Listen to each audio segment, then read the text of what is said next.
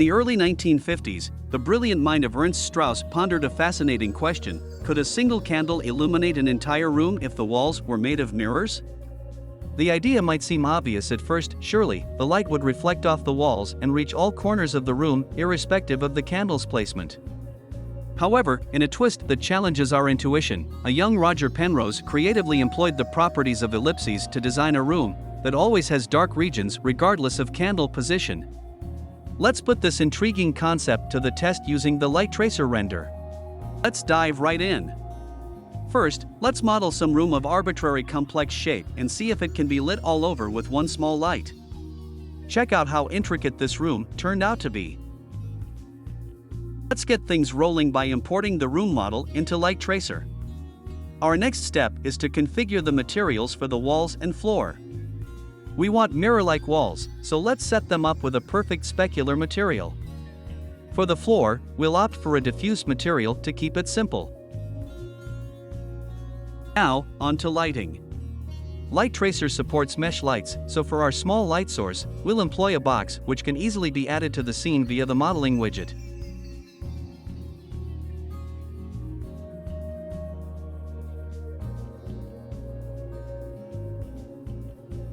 Since we are simulating an optical experiment, it's important that we achieve the highest degree of accuracy in modeling light propagation. Let's switch on the quality render mode for the best result. Next, let's venture into the advanced settings and increase the tracing depth to the maximum.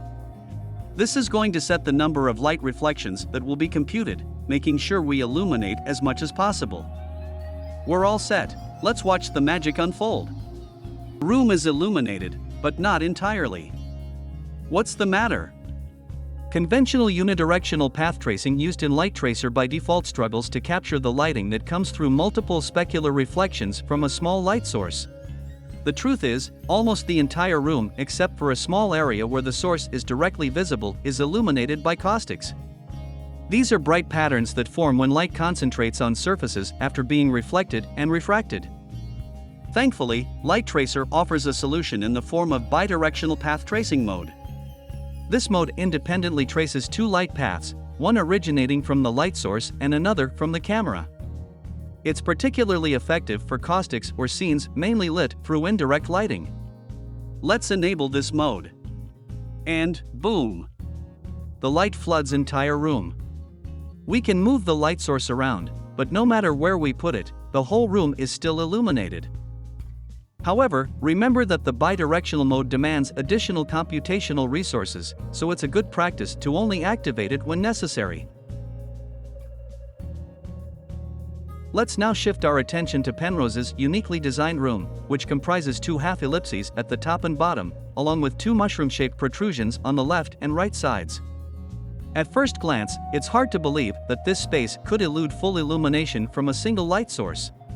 Yet, as we investigate the room closely, it becomes apparent that there are clearly some spots where the light source is unable to lit the entire room.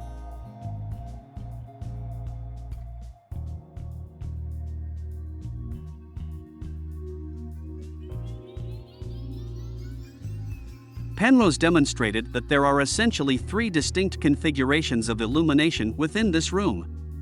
Let's put the point light source at some representative positions, in the center, in the upper half, and to the left of the left-hand mushroom-shaped protrusion. What's evident is that in each scenario, there are portions of the room that remain untouched by light. Interestingly, when the light source is nestled underneath the mushroom, the light doesn't venture down to the upper half of the room at all.